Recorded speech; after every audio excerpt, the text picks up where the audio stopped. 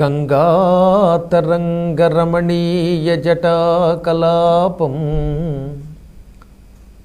గౌరీ నిరంతర విభూషిత వామభాగం నారాయణ ప్రియమనంగమదాపహారం వారాణసీపురపతిం భజ విశ్వనాథం భజ విశ్వనాథం.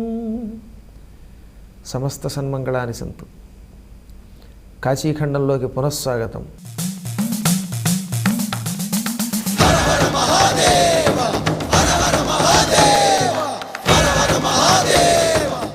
ధనంజయుడు అనేటటువంటి ఒక పుణ్యాత్ముడు తల్లిని కాశీకి తీసుకువెళ్ళలేక కనీసం చితాభస్మాన్ని అస్థికల్ని తీసుకెళ్ళడానికి బయలుదేరాడు. కాశీకి కొంచెం ముందులో ఒక సత్రంలో దిగాడు. ఈ బోయేవాడిని గదిలో పెట్టి అస్థికులు అవి ఉన్నటువంటి పెట్టిని వాడికి అప్పగించి తాను బజారుకి వెళ్ళి ఆహార పదార్థాలు తేవడానికి వెళ్ళాడు. తీరా వచ్చి చూస్తే లోపల ఎవరూ లేరు. ఆకలి దాహం, అందుకని వంట చేయడానికి ముందు కాసిన మంచినీళ్ళు తాగుదామని ఒరే రారా అని ఎంతో పిలిచాడు. ఆయన ఎంత పిలిచినా వాడు రాడు. ఉహ్ ఉహ్ అని అరిచి చివరికి వాడు కనిపించక పారిపోయాడని కనిపెట్టాడు. కనిపెట్టి దుడుకు పుట్టిందిట, మనస్సులో దుఃఖం పొందిందిట, హృదయం కదిలిపోయింది. ఎంత దురదృష్టం అనుకున్నాడు. అస్థిగర్భిత తామ్రపేట్యన్వితమగు బొక్కసమునెత్తికొని పోయే బోయయనుచూ జననిదలచి ప్రయాసంబు సంస్మరిల్చి మోసదర్కిల్చి ఆ వైశ్యముఖ్యుడు ఏడ్చే ఏ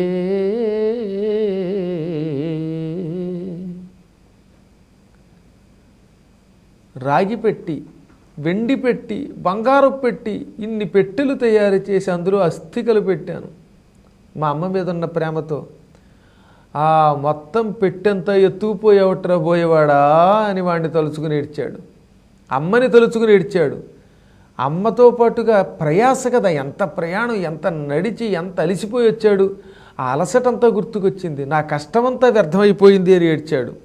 మోసపోయానని ఏడ్చాడు. ఎవరిని నమ్మకూడదన్నారు, అయినా సరే నమ్మేశాను. నేను కూడా తిరిగిన వాడు ఇంత మోసం చేస్తాడనుకోలేదు. నా దగ్గర అసలు డబ్బంతా బొడ్లోనే ఉంది, బంగారపు రోకలు అవిని. అందులో ఉన్నది కేవలం చితాభస్వం ఎముకలే. అది తెలియక వాడు ఎత్తుకుపోయాడేమో అనుకున్నాడు. అనుకుని ఇంక కాశీకేం వెడతాడు. ఇక కాశీ వెళ్ళలేక దుఃఖంతో పొందట. మధ్యాహ్న కాలంబు మందాకి నీ వారినభిషేకమునరింపనబయ్యే శివుని విశ్వేశ్వర శ్రీమన్ మహాదేవు మదనారి వీక్షింపనొదవదయ్యే దండపాణిని డుంఠి దక్షిణామూర్తిని కాలభైరవు కొల్వగలుగదయ్యే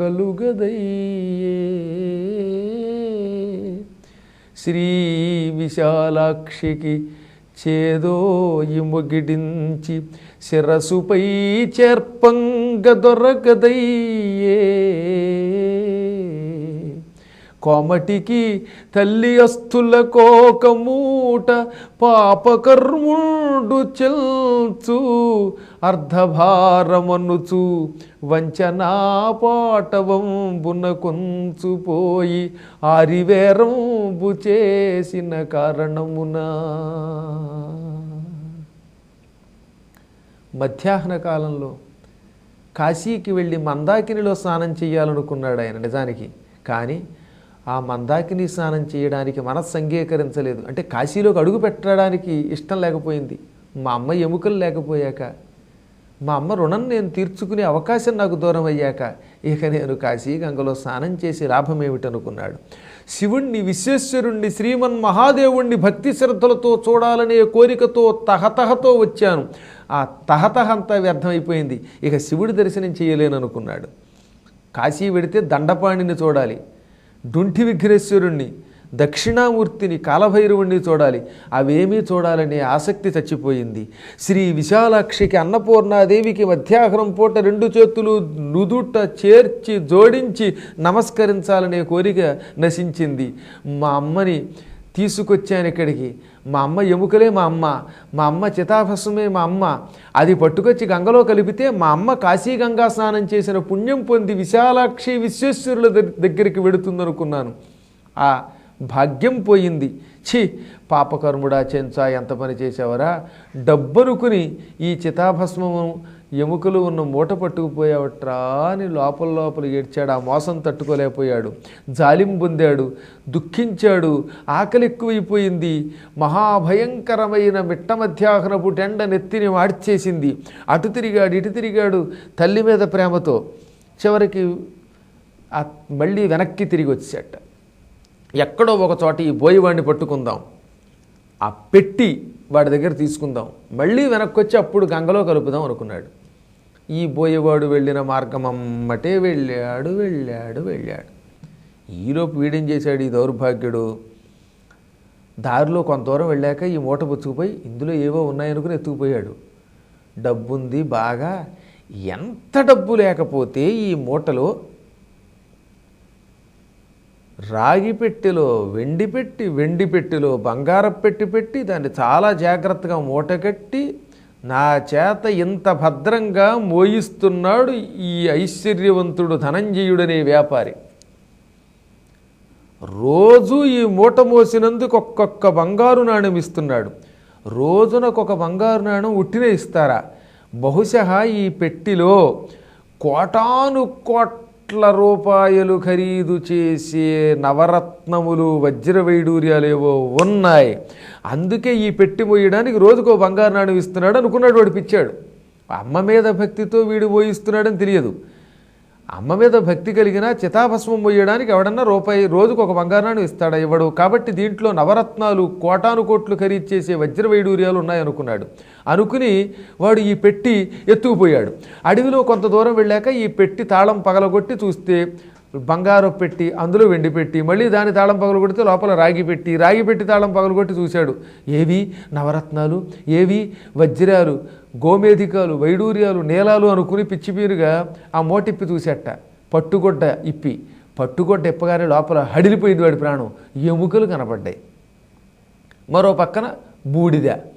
ఓరి దేవుడోయ్, వీళ్ళమ్మ చితాభస్మాన్ని ఎముకల్ని కలపడానికి ఈ పెట్టిలో పెట్టి తీసుకొస్తున్నాడు అనుకుంటాను. ఈ ధనంజయుడు నాకు తెలియక ఇందులో ఏవో నవరత్నాలు ఉన్నాయనుకుని కోట్లు ఖరీదు చేసే ఐశ్వర్యం ఉందనుకుని తొందరపడి ఎత్తుకొచ్చాను రా బాబోయ్ అని హడిలిపోయి, తీరా వీడు బంగారం ఉందనుకున్న వాడికి ఎముకలు కనపడగానే ఏమైపోతాడు? ఒక్కసారి నిరుత్సాహం కలిగి ఈ మొత్తం చితాభస్మము ఎముకలు అడవిలో పారబోసేశాడు.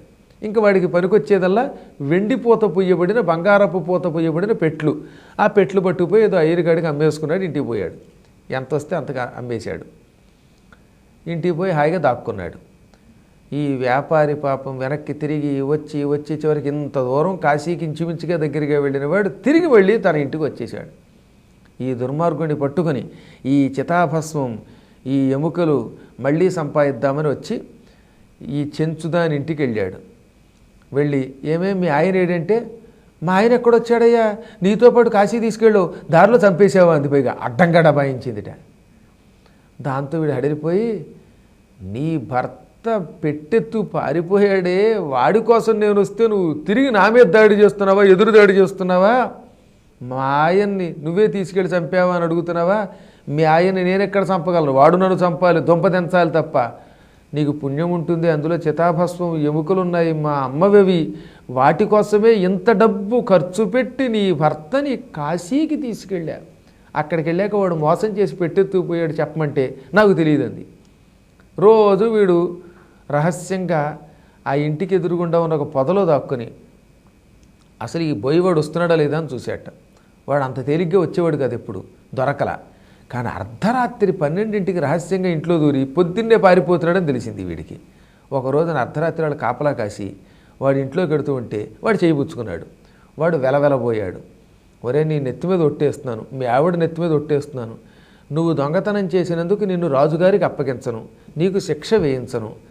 నాకు కావలసిందల్లా అందులో ఉన్న మూట, అందుకోసమే నీ దగ్గరకు వచ్చాను. ఏం చేసావో చెప్పరా? మా అమ్మ చితాభస్మాన్ని కాశీగంగలో కలపాలనుకున్న నా కోరిక నెరవేరలేదు. అందువల్ల ఆ చితాభస్మం అస్థికలు ఎక్కడ పారబోసావు, లేక ఎక్కడ దాచావు, అసలు పెట్టేది అది చెప్పు. అది నాకు ఇస్తే చాలు, నీకు ఇంకా అధికంగా పారితోషికం ఇస్తాను. నా మాతృమూర్తి మీదో నాకున్న భక్తి వల్ల నిన్నెంత బతిమాలుతున్నాను, నా మాట విన్నాయన నీకు పుణ్యం ఉంటుంది అని పరిపరి విధాలుగా బతిమాలాడు. నీకు ఇంతకు పూర్వం మూటలు మోసినందుకిస్తానన్న సంపద కంటే రెట్టింపు సంపదిస్తాను, నాకు తల్లి కంటే గొప్ప సంపద లేదు అని పరిపరి విధాలుగా అడగ్గా అప్పటికి వాడు ధైర్యం తెచ్చుకొని చేసిన పొరపాటు వాడికి అర్థమైంది. అప్పుడేదో కళ్ళు మూసుకుపోయి ఆశ అలా కలిగింది. అదే కాలప్రభావం, కర్మయోగం అంటే అదనమాట. అందుకని వాడు, అయ్యా అందులో ఏవో నవరత్నాలు ఇంకేవో సంపదలు ఉన్నాయనుకున్నాను, అందుకే మిమ్మల్ని మోసగించి ఆ పెట్టి పట్టుకుని వెనక్కి వచ్చాను.